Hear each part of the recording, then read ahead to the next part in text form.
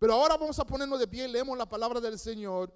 Y recuerden que seguimos con nuestra serie hablando de familias reales, familias saludables, pero no familias perfectas, familias conforme a la palabra de Dios. Y hoy vamos a predicar el tema de Efesios 5, 21 a Efesios 6, 4, que sométanse los unos a los otros en el Señor. ¿Alguien puede decir conmigo, sométanse los unos a los otros en el Señor? Así que leo la palabra de Dios en Efesios 5, 21 y dice así: someteos unos a otros en el temor de Dios. Las casadas estén sujetas a sus propios maridos como al Señor, porque el marido es la cabeza de la mujer, así como Cristo es cabeza de la iglesia, la cual es su cuerpo, y Él es su Salvador. Así que como la iglesia está sujeta a Cristo, así también las casadas lo estén a sus maridos en todo. Maridos, amad a vuestras mujeres, así como Cristo amó a la iglesia y se entregó a sí mismo por ella, para santificarla, habiéndola purificado en el lavamiento del agua por la palabra, a fin de presentársela a sí mismo una iglesia gloriosa, que no tuviese mancha ni arruga ni cosas semejantes, sino que fuese santa y sin mancha. Así también los maridos deben amar a sus mujeres como a sus mismos cuerpos, porque el que ama a su mujer a sí mismo se ama. Porque nadie aborreció jamás a su propia carne, sino que la sustenta, la cuida, la baña, le pone desodorante, lo pone bonito, como también Cristo a la iglesia, porque somos miembros de su cuerpo, de su carne y de sus huesos. Por esto dejará el hombre a su padre y a su madre y se unirá a su mujer, y los dos serán una sola carne. Grande es este misterio, mas yo digo esto, respeto de Cristo y de la iglesia. Por lo demás, cada uno de vosotros ame también a su mujer como a sí mismo, y la mujer respete a su marido. Hijos, obedezcan en el Señor a vuestros padres, porque eso es justo. Honra a tu padre y a tu madre, que es el primer mandamiento con promesa, para que te vaya bien y que seas de larga vida en la tierra. Y vosotros, padres, no provoquéis a ira a vuestros hijos, sino criadlos en disciplina y amonestación del Señor. Gracias, Señor, te damos por tu palabra y bendícenos mientras la predicamos con reverencia, con temor, a fin de que tú ministres nuestras vidas, tú nos corrijas, tú nos redarguyas, pero sobre todo nos edifiques y forma a Cristo en cada uno de nosotros por medio de ella. En el nombre de Jesús. Amén. Amén. Se pueden sentar. Hace ya 5 semanas, ¿verdad?, que iniciamos esta serie de mensajes sobre el tema de la familia saludable.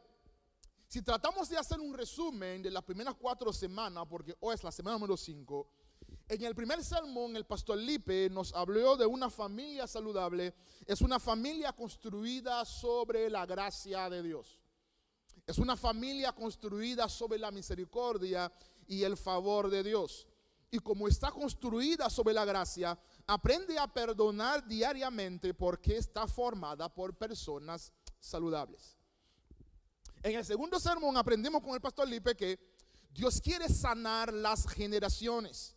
Y para llegar a este nivel de sanidad, necesitamos, número 1, conocer nuestra historia, nuestra identidad.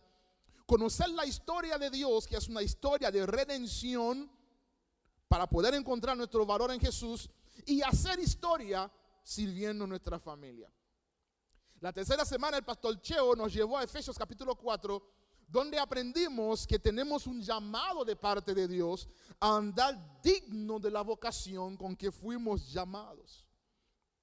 La semana pasada volvimos a Efesios 4, donde vimos cómo Dios nos enseña a vivir arraigados y cimentados en el amor de Dios, para que podamos amar nuestra familia, servir nuestra familia, si en verdad queremos vivir como gente de Dios, saludables espiritualmente.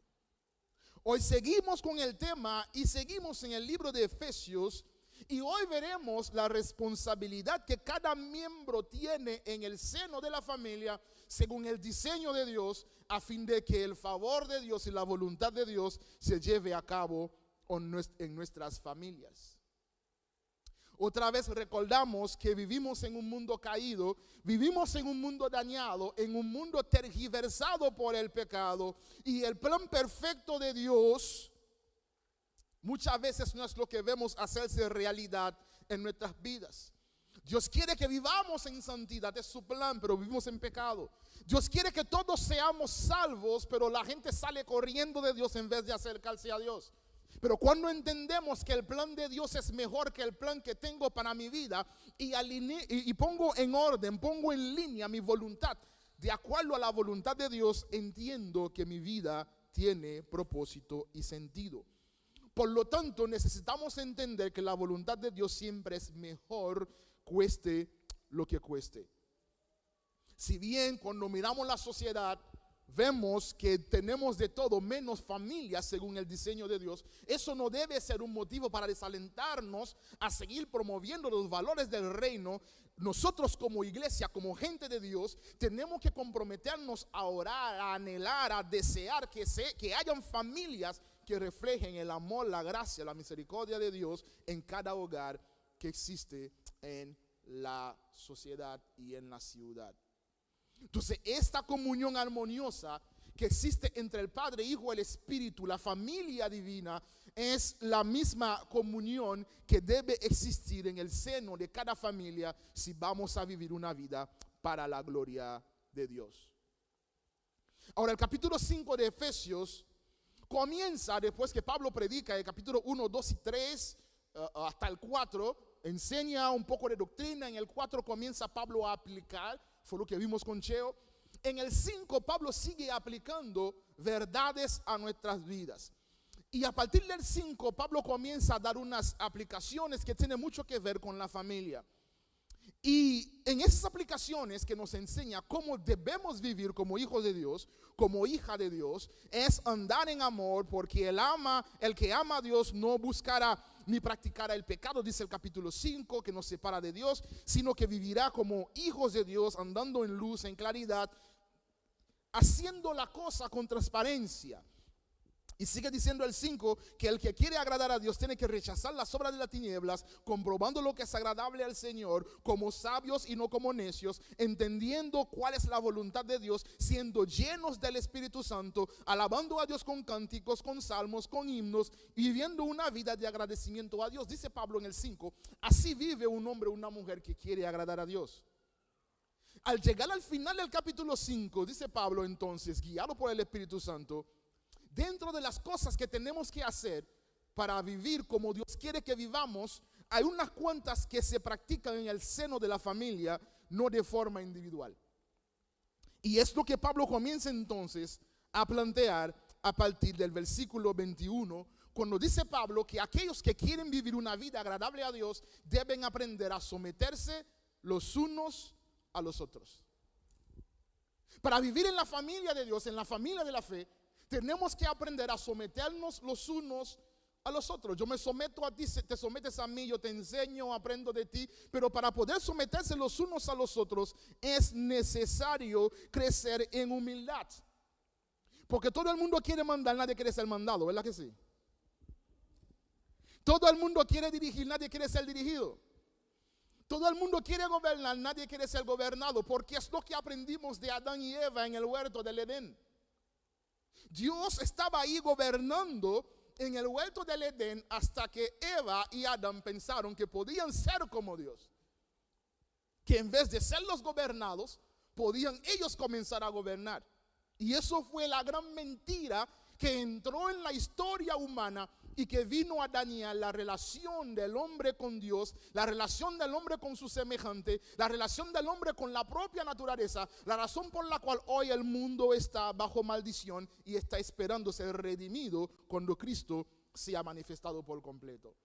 Pero mientras se manifieste el reino de Dios que redime toda la creación, hay una muestra, hay un botón, hay un grupo de personas que se llama iglesia, que es el reino de Dios manifestado hoy en la tierra, donde aquello que va a ser universal tiene que comenzar a verse en la vida mía, en la tuya, que pertenecemos al pueblo de Dios. Por eso somos llamados a ser un pueblo diferente, un pueblo que vivimos por placeres, por pasiones y por propósitos diferentes. Y para que podamos comenzar a ensayar cómo será vivir en el reino, dice Pablo que tenemos que comenzar a hacerlo acá, y la forma de hacerlo es sometiéndonos los unos a otros en el temor de Dios. Para someternos los unos a los otros solamente es posible cuando en nuestros corazones gobierna Dios, cuando en nuestra vida gobierna Cristo y cuando estamos llenos del Espíritu Santo de Dios. En una ocasión escuché a alguien decir que la expresión cristiano orgulloso no existe. Es como decir arroz de lechuga o sangre de agua. No tiene sentido. Tú no puedes decir que eres de Cristo, que eres de Dios, y al mismo tiempo identificarte a ti mismo con una persona arrogante, prepotente, orgulloso. Eso no cuadra, porque la primera condición para tener a Dios y vivir para Dios es practicar la humildad. Es ser humilde, es vivir una vida de quebrantamiento ante el Señor. Sin humildad es imposible entender que tenemos que mirarnos, tratarnos, considerar a cada uno como superior a uno mismo. Para eso hace falta humildad. Antes que Pablo comience a enfocarse en la familia, Pablo primero ve toda la familia de la fe, el cuerpo de Cristo. Dice, sométanse los unos a los otros. Ahora le pregunto, ¿por qué es tan difícil someterse? ¿Por qué es tan difícil reconocer, pedir perdón? ¿Por qué es tan difícil bajar la cabeza y decir sí, así es, tienes razón? ¿Por qué es tan difícil recibir la corrección, la reprensión, cuando sabemos que es válida? ¿Por qué es tan difícil ceder nuestros derechos cuando hace tiempo que nosotros mismos con nuestras propias acciones perdimos la legitimidad de reclamar cualquier derecho? ¿Por qué es tan difícil? Es porque no estamos escuchando la voz de Dios. Cuando tú y yo llegamos al Evangelio, abrazamos el Evangelio, la palabra de Dios nos enseña que ya no hay diferencia entre uno y otro ante Dios según la gracia de Dios en Cristo Jesús. Cuando hablamos desde una perspectiva de salvación, desde la perspectiva de la gracia, desde la perspectiva del valor que tenemos ante Dios, no hay diferencia entre uno y el otro. No es que Dios escucha más la oración mía que la tuya. No es que Dios me ama más que tú. Dios no tiene hijos favoritos en la tierra, porque el amor de Dios no crece ni descrece y nos ama a todos por igual, sea hombre, mujer, rico, pobre, grande, pequeño. Dios nos ama a todos por igual, y con esa idea en mente necesitamos entender que por lo tanto todos tenemos acceso a la misma mesa en el cielo. Todos tenemos acceso a la misma presencia de Dios, y todos tenemos acceso al mismo Padre, y todos tenemos el mismo valor para Dios. Por eso tenemos que aprender a someternos los unos a los otros. La sumisión de los unos a los otros no es un permiso para el abuso que está en la autoridad. Tampoco es una pastilla que anula el juicio del que se somete. La sumisión de los unos a los otros es una carta de garantía, de amor, de cuidado, de gracia, de perdón y de saber que en Dios todos tenemos el mismo valor. Ahora, después que Pablo plantea ese fundamento que tenemos que someternos todos los unos a los otros, Pablo comienza a enfocarse en la familia. Y Pablo va a comenzar a hablar viendo la familia nuclear según el diseño original de Dios: padre, madre, hijos y padres. Y Pablo comienza primero hablándole a la esposa y le dice en el versículo 22: las casadas estén sujetas a sus propios maridos como al Señor. Hay varias cosas que quiero aclarar en ese versículo. Pablo comienza con la palabra casadas, y esa palabra tiene que llamar nuestra atención. Una casada es una mujer que ha sido desposada conforme a las leyes humanas y divinas, según la costumbre de la tierra. Cuando te casas, mujer, hablo primero con las mujeres, luego hablaré con los hombres. Cuando te casas, decides voluntariamente, nadie te obligó, a menos que en el mundo caído existen lugares que venden las personas y las casan por contrato, por muchísimas razones. Eso no es el caso, eso es producto del pecado y la maldad que hay en el corazón. Pero dentro del plan de Dios, cuando te casas, decides entrar voluntariamente en una relación, como dice el pastor Lippe, de interdependencia. ¿Se recuerdan? No de codependencia, no de dependencia ni de abuso, sino de interdependencia. Ahora, ¿cuál es el problema que enfrentamos hombres y mujeres muchas veces cuando entramos a formar una relación familiar que comienza con el matrimonio?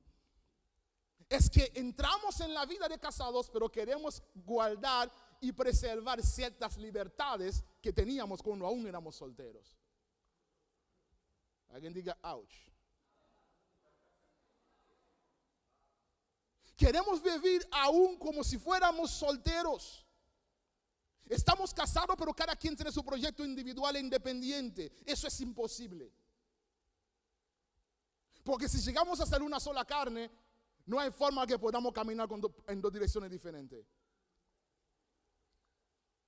Tengo dos pies, pero yo no puedo ir al sur y al norte a la vez. Tengo que ir en una sola dirección. Entonces, si estamos para formar un proyecto familiar, tenemos que trabajar como equipo. Digan conmigo, equipo. Imagínense un grupo de 5 jugando básquet o un grupo de 11 jugando fútbol, soccer, y de repente comienzan a patear la pelota en cualquier portería. Es un fracaso. El equipo va en una sola dirección, van con un solo propósito, van con un solo objetivo. O ganamos todos o perdemos todos. Cuando juega como equipo, no es que gana uno, pierde el otro. Todos ganan o todos pierden, porque un equipo se convierte en una sola unidad. Por eso Amós capítulo 3, versículo 3 hace una pregunta retórica. Dice Amós, ¿andarán dos juntos si no estuviesen de acuerdo? ¿Cuál es la respuesta? No, imposible. No podemos ser de un mismo equipo y llevar uniformes diferentes. No podemos ser de un mismo equipo y tener objetivos diferentes. No podemos ser de un mismo equipo y no apuntar al mismo objetivo. Es imposible. Cuando tú entras en un proyecto familiar, el tú y yo deja de existir y pasa a existir algo que se llama nosotros. Digan conmigo, del tú y yo al nosotros. Del tú y yo al nosotros. Ya no se trata de mí, ya no se trata de ti, se trata de nosotros. Hay una interdependencia que no se puede romper. Cuando decides formar familia, estás decidiendo renunciar a ciertas libertades individuales.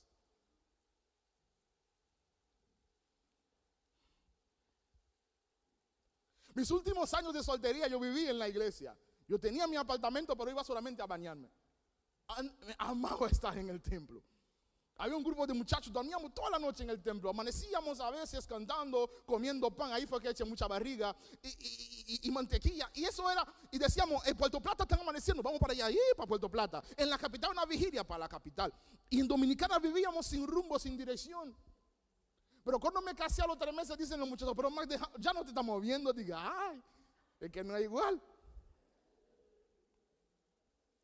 Si no estás listo para renunciar a ciertas libertades, hombres y mujeres, no estás capacitado para iniciar todavía un proyecto familiar.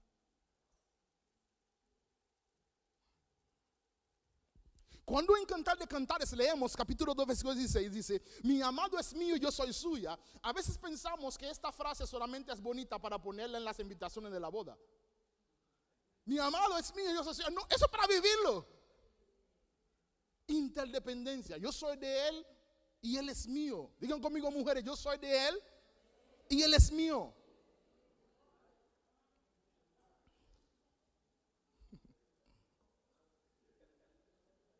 Si tú no estás dispuesto a vivir eso, ¿sabes lo que dice Pablo? En 1 Corintios 7, 32. Dice Pablo que casarse no es una obligación, te casas si quieres. Lo dice Pablo, 1 Corintios 7, 32. Si no te quieres casar, dice, no te cases. Pero si te casas, cásate.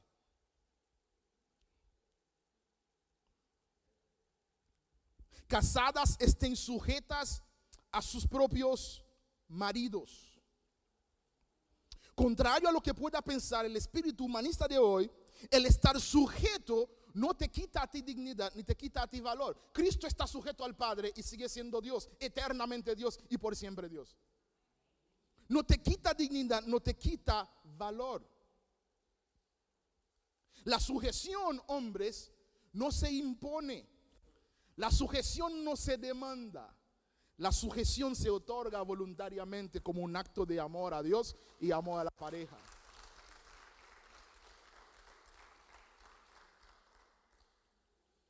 La iglesia está sujeta a Cristo no por obligación. La iglesia está sujeta a Cristo porque la iglesia ama a Cristo. La sujeción se otorga voluntariamente a tu esposo, ese hombre que le dijiste que sí el día que te propuso matrimonio y luego le dijiste que sí el día que fuiste frente al juez o frente al pastor, al cura, no sé, a ese hombre. Por eso dice a sus propios maridos. Ahora, cuando estoy leyendo el pasaje dice, casadas estén sujetas a sus propios maridos. Sí, como la iglesia a Cristo. Oye, suena bonito, ¿no? Casadas estén sujetas a sus propios maridos. Cualquiera lo aplaude. Como la iglesia se sujeta a Cristo. Eso me llama la atención. Porque es fácil, hombres, decir, mira, tú tienes que someterte porque en la casa yo soy la cabeza. Eso es una media verdad. ¿Saben cuál es la verdad completa? Porque el esposo es la cabeza de la esposa, así como Cristo es la cabeza de la iglesia. Cualquiera reclama ser cabeza, la pregunta, ¿está siendo cabeza como Cristo es cabeza? Porque es muy fácil exigir, lo difícil es cumplir. Esta sumisión de esa esposa es vinculante solamente en una relación de pleno compromiso ante Dios y los hombres. ¿Qué podría significar estar sujeta a mujeres? Estar sujeta al esposo es apoyar, valorar, respetar, cuidar su moral público, cuidar su seguridad, cuidar su dignidad, hacerlo saber que puede contar contigo, darle un espacio seguro para ser vulnerable, es aconsejarlo, es ser ese tercer ojo que a veces los hombres necesitamos, es ser de su equipo y ser un escudo alrededor de él. Pero el pasaje dice, están sujetos mujeres, ¿a quién? A sus propios maridos. ¿Qué significa eso? Que no es que la mujer tiene que sujetarse a todos los viejos locos que aparecen por ahí. Es a su esposo y su esposo nada más. ¿Está claro? Mira, mi esposa ama a su papá muchísimo. Pero desde el día que él me la entregó en el altar, su lealtad es primero para su esposo, después para cualquier otra persona más. Entonces, ¿a cuál es al hombre que esa mujer va a sujetarse? A sus propios maridos. Observen aquí el adjetivo posesivo sus. Entonces, la mujer se sujeta a ese hombre que es su propiedad exclusiva. No el hombre que la tiene a ella, pero también tiene la segunda base, la tercera base, la amante, la amiga, la tía, la sobrina. No es a ese que se sujeta. Se sujeta a su propio marido, ese hombre que le pertenece como propiedad exclusiva, que es de ella y de ella nada más.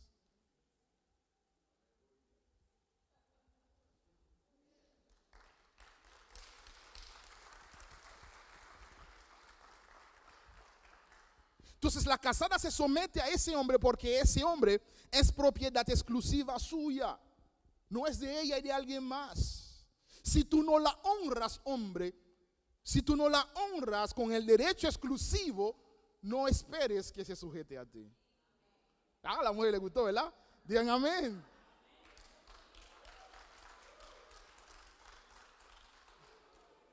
¿Quieres respeto? ¿Quieres honra?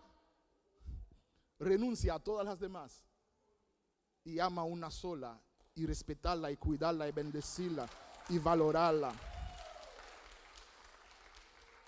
Porque dice la palabra que el que ama a su mujer a sí mismo ama. Como Cristo ama a la iglesia, Cristo se preocupa por la salud de la iglesia a fin de presentar la iglesia a sí mismo hermosa, bella. Cristo invirtió toda su sangre para tener una iglesia linda, hermosa. Cuando se trata de cuidar a la mujer que Dios te dio, cuando esperas que ella te honre, te respete, tienes que estar dispuesto a dar tu propia vida por ella, como Jesús dio su propia vida por la iglesia. Por eso dice Pablo, sujétense a sus esposos como al Señor. Ama a Dios amando a tu esposo. Honra a Dios honrando a tu esposo. Pero ese esposo que es como Cristo en tu vida, que da su vida por ti, que te ame, que te cuide, que te valore y que te dignifique. El versículo 25 dice: maridos, amen a sus esposas. ¿De qué forma? Como Cristo amó a su iglesia y dio su vida por ella. La responsabilidad dada por Dios al esposo es la de amar a su mujer, amar a su esposa eternamente, sacrificialmente e incondicionalmente, como Jesús ama a la iglesia eternamente, sacrificialmente e incondicionalmente. Dice el pastor John Piper: ¿tienes permiso a abandonar a tu mujer cuando Cristo abandona la iglesia?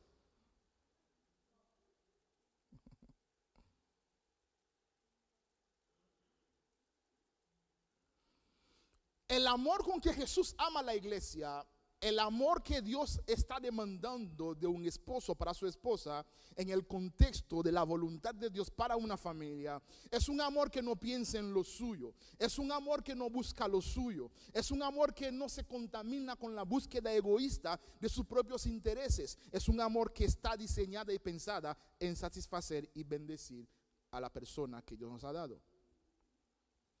El estándar del amor del esposo a la esposa, la Biblia lo pone muy alto. Es el amor de Cristo por la iglesia. Hay un autor cristiano llamado Gary Chapman que dice que hay 5 formas de dar amor y recibir amor. Y como la palabra nos está mandando a amar a nuestras esposas, hacemos una ojeada a lo que enseña Gary Chapman. Él ha escrito muchísimos libros sobre ese tema, para jóvenes, para niños, para hombres, para mujeres, para solteros, para casados.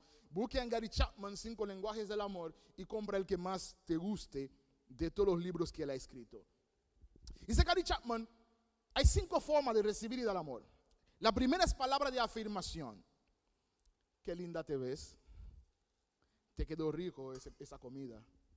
Wow, qué hermosa está la casa. Wow, tremendo. Gracias por el vaso de agua. Gracias por tu compañía. Palabra de afirmación. ¿Están conmigo? Qué bueno te quedó ese huevo hervido. Me encantó la sopa. Yo no bebo sopa, no me gustan. Estoy orgulloso de ti. Me complementas. Palabras de afirmación. ¿Sí? Ahora, si tu esposa, su lenguaje de amor es palabra de afirmación, tú puedes regalarle el mundo entero, no le estás diciendo nada. Lo que ella quiere escuchar es palabra de afirmación. También dice Gary Chapman: existe lo que es tiempo de calidad. No sé ustedes, los hombres que están acá conmigo, pero para mí ir de compra con mi esposa es una tortura, pero yo voy.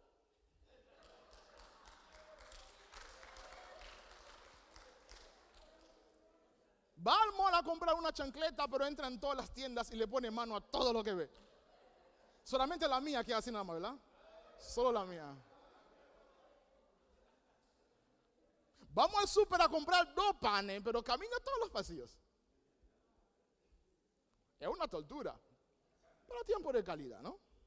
Tiempo de calidad es hacer en el tiempo tuyo lo que a ella le da placer. ¿Sí? Tremenda tortura. A veces hay que aguantar la tortura porque es la forma de decirle que la amas.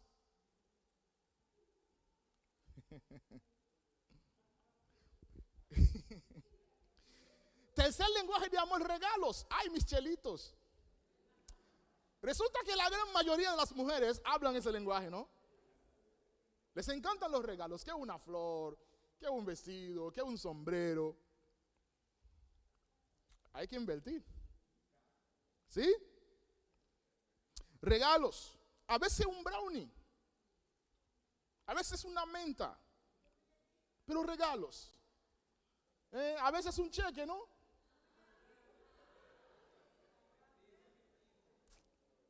Tú le puedes decir a ella cada minuto: te amo, hasta que no le dé un regalo no le está diciendo nada. Porque su lenguaje de amor son los regalos. El número 4, dice Gary Chapman, están los actos de servicio.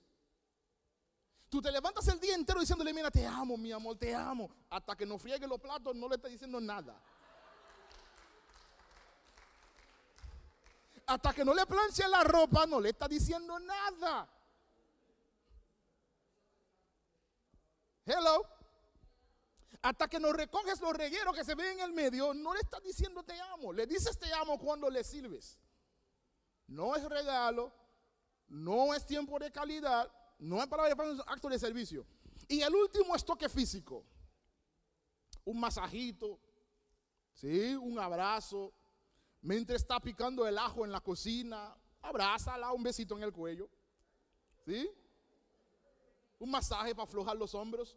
Toque físico. A veces no tendrás el deseo de hacerlo, pero es la forma como ella entiende que tú le estás diciendo que la amas.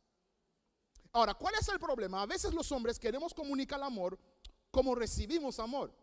Y es posible que el lenguaje de amor tuyo no es el lenguaje de amor de tu pareja. ¿Sí? Y obviamente quieres dar amor como tú recibes. Ella no entiende nada. ¿Qué tal si comienzo a hablar en creola aquí? ¿Quién me entiende? No es el idioma que yo quiero hablar, es el idioma que ustedes pueden entender. El pastor sabe muy bien, porque ha ido muchas veces conmigo a Haití. No es el lenguaje que yo quiero hablar, es el lenguaje que ella entiende. Y para eso hay que tener un poco de empatía y de humildad y entender que no se trata de mí, se trata de ella. Porque tengo un mandato de parte de Dios a amar a mi esposa. Debo desarrollar la disciplina de conocer su idioma y comunicarme en ese idioma. Y si no lo hablo, aprender. No es lo mío dar toque físico, pero ella quiere toque físico, aprender.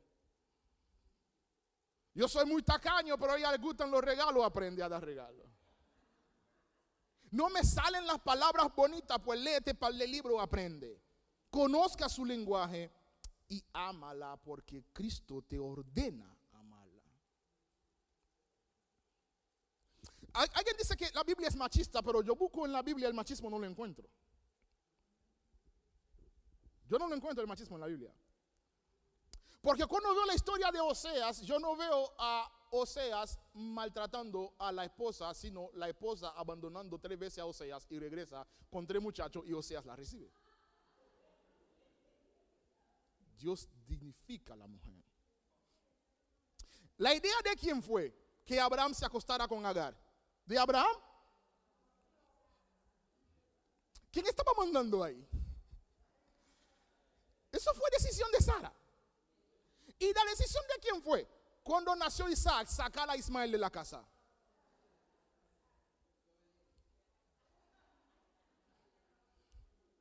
Como dice el pastor Ignacio, los hombres gobiernan, pero las mujeres mandan. Entonces, un hombre sabio e inteligente entiende esa dinámica y entiende esa relación de amor y respeto. Muchas veces exigimos el respeto. ¿Qué mujer no respetaría a un esposo que la ama como Cristo ama a la iglesia? Pero si no amas como Cristo ama a la iglesia, exigir respeto es un abuso. ¿Y qué hombre no amaría a una mujer que se sujeta como la iglesia se sujeta a Cristo? A menos que sea un hijo del diablo. Pero si tiene un mínimo de conciencia y sentido común, sabe que no se encuentra una así en cualquier esquina. Entonces la dinámica amor y respeto, yo te amo, me respetas, yo te amo, no se puede dar una sin la otra. Tiene que estar presente siempre para que la familia cumpla con el propósito de Dios. Y cuando se rompe esa dinámica es lo que vemos en nuestra sociedad. Abandono, maltrato, tristeza. Eso no es el plan perfecto de Dios. Me duele ver niños extrañando a papá, extrañando a mamá porque se rompió esa dinámica. Familias destruidas porque se rompió esa dinámica. Pero sepa, hombre, sepa, mujer, cualquiera que haya sido tu historia, que hay gracia, hay perdón y hay bendición de Dios para tu vida. Porque nada de eso te define. Lo que te define es la gracia de Dios en tu vida. Porque lo que Dios quiere para ti, lo que Dios siempre quiso para ti, es su perfecta voluntad. Pero lamentablemente no es lo que vivimos por vivir en un mundo de pecado. Amor y respeto. Hombres, no te atrevas a exigir respeto si no amas. Lo repito. Hombres, no te atrevas a exigir respeto si no amas.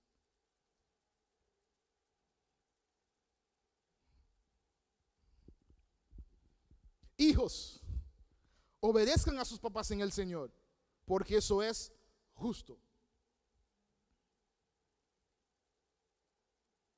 Primer mandamiento con promesas. Es justo, es la voluntad de Dios que obedezcas a tus padres en el Señor. Y termina Pablo en el 6:4 diciendo: padres, no provoquéis a ira a vuestros hijos, sino criarlos en la disciplina y la amonestación del Señor. El secreto de entender ese versículo está en la palabra provocar. Anoche estaba el hijo mío viendo televisión y le dije: mira, David, suficiente tiempo de televisión. Y se enojó. Yo no lo enojé, no lo provoqué a ira. No podía dejarlo amanecer viendo televisión. A veces hay que tomar decisiones, hay que decir las cosas, hay que disciplinarlos, hay que amonestarlos, hay que criarlos. Y eso va a traer conflicto, pero el secreto es: no provoquéis, que no haya una actitud intencional de lastimar su corazón y hacerle daño. Uno que ha pastoreado jóvenes ha escuchado tanta historia de maltrato intencional que papá hizo, que mamá hizo. Si tus padres te maltrataron, sepa que eso no era la voluntad de Dios, hijos. Si te maltrató papá, te maltrató mamá, abuelo, tío, quien sea, o incluso el amigo o el vecino, no era la voluntad de Dios. Porque el pecado prevaleció. Pero la palabra enseña: donde abunda el pecado, sobreabunda la gracia. Y si hoy estás aquí, es porque la gracia de Dios te ha traído para sanar y restaurar tu corazón.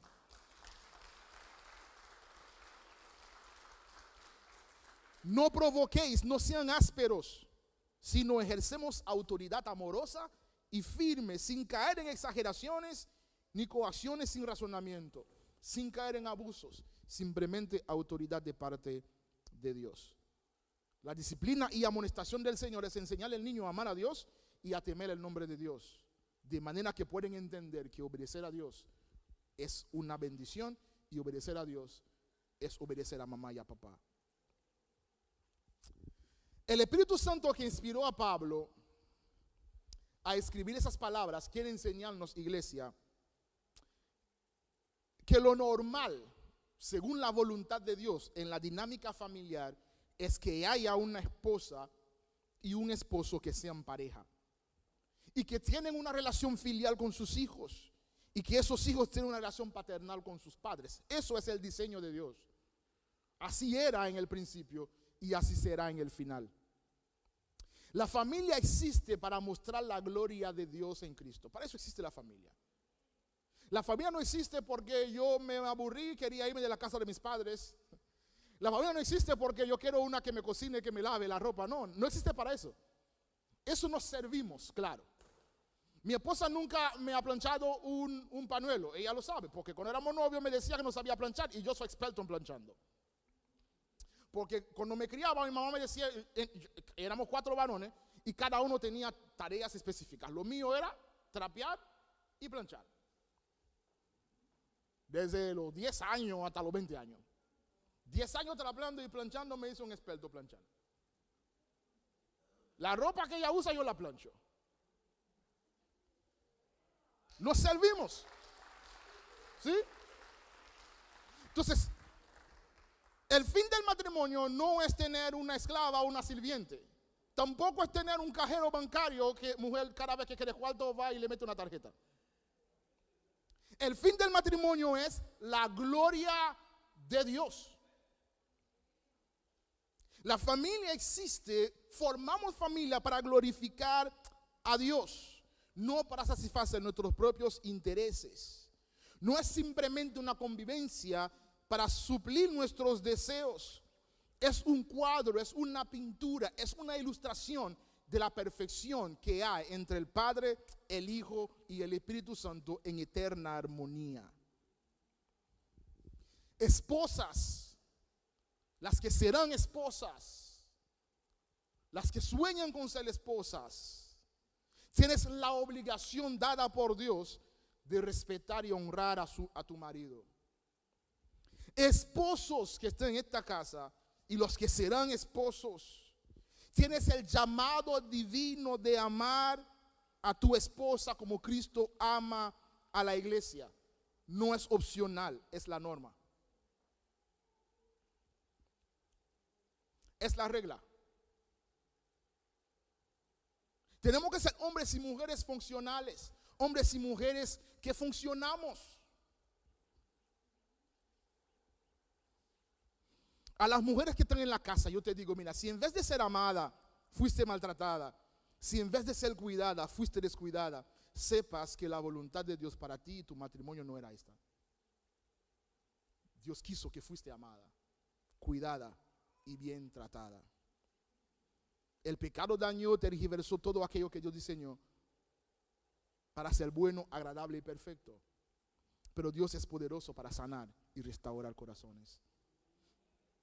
Sin importar lo que haya sido tu historia, sea que estés viviendo en una relación matrimonial o eres viudo, viuda, divorciado, divorciada, madre soltera, padre soltero, sea que te hayan dañado, te hayan abandonado, necesitas ser sanado por Dios para poder tener relaciones familiares sanas basado en los principios de la palabra de Dios.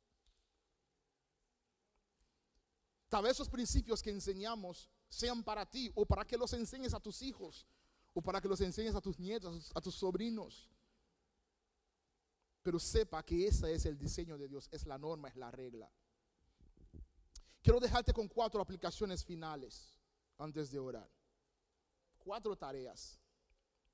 La primera es la dinámica del amor y respeto entre parejas, obediencia entre padres e hijos y no provocar la ira entre padres a hijos.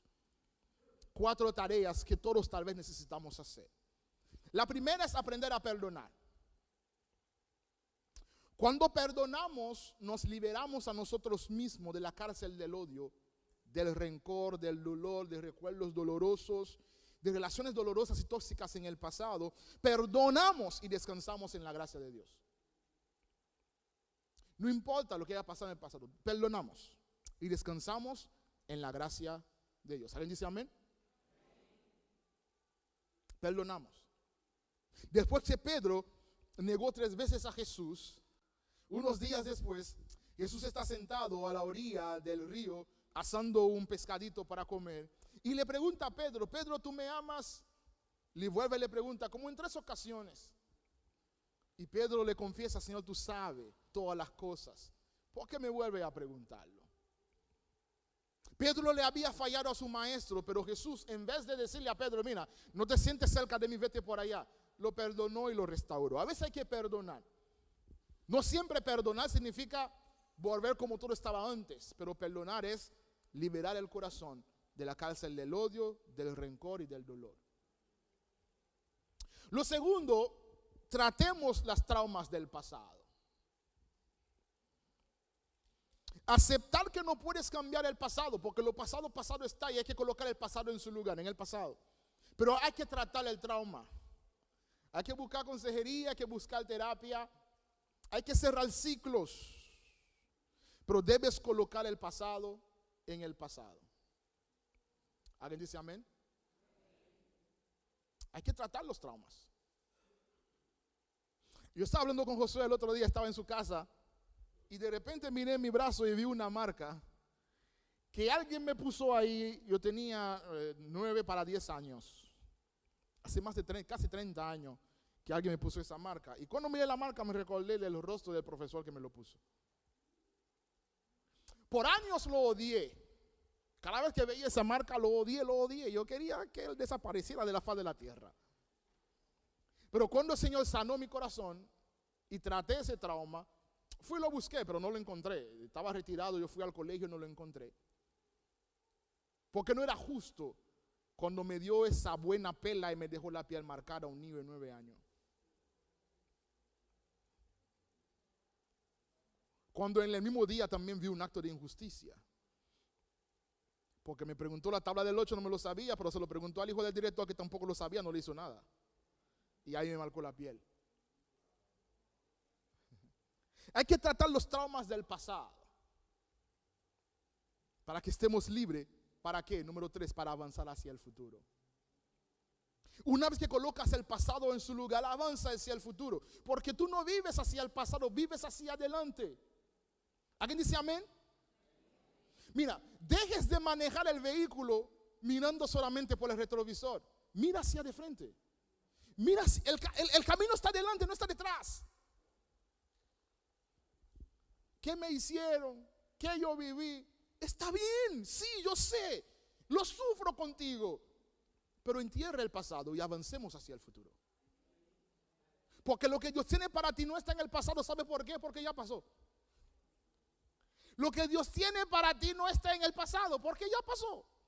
Si estaba en el pasado, Dios te deja en el pasado, pero estás en el presente porque Dios quiere llevarte hacia el futuro, porque adelante te espera la promesa gloriosa de su voluntad para ti. Avanza. Y por último, decide amar. El pastor y la pastora Teresa, pastor Luis y Teresa, hablaban acá en la convención de el valor de decidir amar. Cristo nos ama no porque somos buenos ni perfectos. Es más, le voy a derribar un mito. Suena duro, pero es la verdad. Cristo ni siquiera nos ama tal como somos. Nos ama a pesar de lo que somos. Por eso está trabajando para transformarnos. Si nos amara tal como somos, nos deja así. Está trabajando para transformarnos porque nos ama a pesar de lo que somos. Y el pastor les enseñaba que amar es una decisión, que decidimos amar a pesar de, porque si fuese por méritos, yo no tengo ninguno para tener la mujer que yo tengo.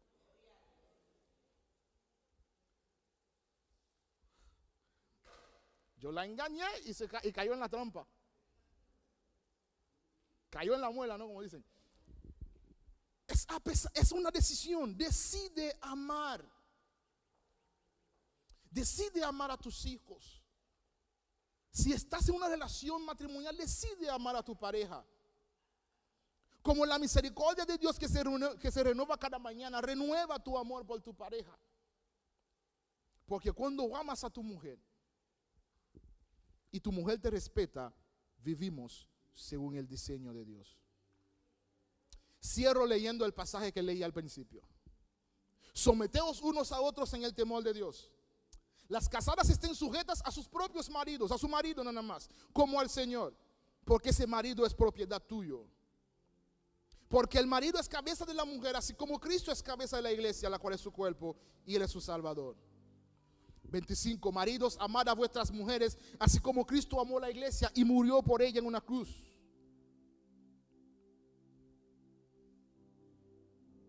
Hijos, obedeced en el Señor a vuestros padres, porque esto es justo. Y padres, no provoquéis a ira a vuestros hijos, sino criadlos en disciplina y amonestación del Señor. Pero toda esa dinámica solamente puede darse cumpliendo con lo que dice el versículo 21. Someteos pues al Señor unos a los otros en el temor de Dios. Ponte de pie. Padre, en el nombre de Jesús, enséñanos que nuestra historia no nos define. Lo que nos define es tu propósito para nosotros. Y hoy abrazamos el propósito para el cual nos tienes aquí. Enséñanos, oh Dios, a amar. Enséñanos a perdonar. Enséñanos a mirar hacia adelante. Dice el apóstol Pablo: no pretendo haberlo alcanzado, pero una cosa hago cada día, olvidando ciertamente lo que queda atrás, me extiendo hacia adelante. Olvido ciertamente lo que queda atrás, me extiendo hacia adelante. Yo no lo he alcanzado todo, pero yo sé que en Dios mañana es mejor. Yo sé que en Dios el futuro es mejor. Yo sé que en Dios avanzo hacia una mejor temporada. Yo sé que en Dios avanzo hacia un mejor tiempo.